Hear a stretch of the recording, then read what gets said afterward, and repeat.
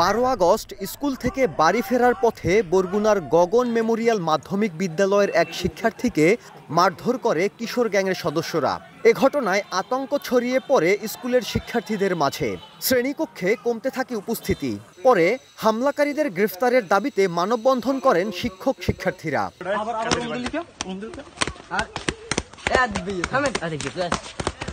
শুধু এ ঘটনা নয়, বরগুনায় প্রতিনিয়ত কিশোর গ্যাংয়ের হামলার শিকার হচ্ছেন অনেকেই।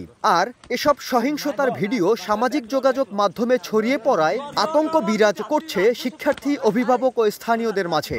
একবার আমার উপরে হামলা হয়েছে, পরে তো এখন আমাকে ভয়ভীতি দেখায়, আমি স্কুলে আসতে পারি না। ওরা বসে থাকে দোকানে, নানান ধরনের কথা বলে, তারপরে অনেক ধরনের ইঙ্গিত ভঙ্গি দেখায়। কিশোর গ্যাংদের উৎপাত দিন দিন বেড়েই চলছে, এতটাই বেড়ে চলছে তারা সোজা কথা ভিডিও করে র্যাগিং করে। নাগরিক সমাজের প্রতিনিধিরা বলছেন, সমাজে শৃঙ্খলার অভাব আর মূল্যবোধের অবক্ষয়ের সুযোগেই কিশোররা দিন দিন বেপরোয়া হয়ে উঠছে। গ্রামের তুলনায় শহরে এই অপরাধ বেশি হচ্ছে।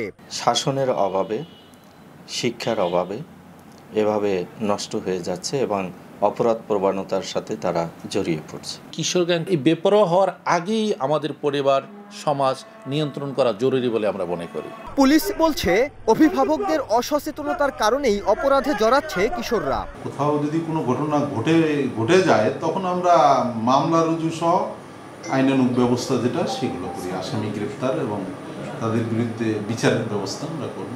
গ্যাং কালচার ও অপরাধে জড়িত থাকার অভিযোগে গত 2 সপ্তাহে বরগুনায় 5 কিশোরকে আটক করেছে পুলিশ। কিশোর গ্যাং নিয়ন্ত্রণে পরিবার ও সমাজের ভূমিকা সবথেকে বেশি বলে মনে করেন সংশ্লিষ্টরা। স্থানীয় সচেতন নাগরিকদের আশঙ্কা, এখনই কার্যকর পদক্ষেপ না নিলে এ গ্যাং কালচার ভয়াবহ পরিণতি ডেকে আনবে। সাইফুল মিরাজ, সময় সংবাদ, বরগুনা।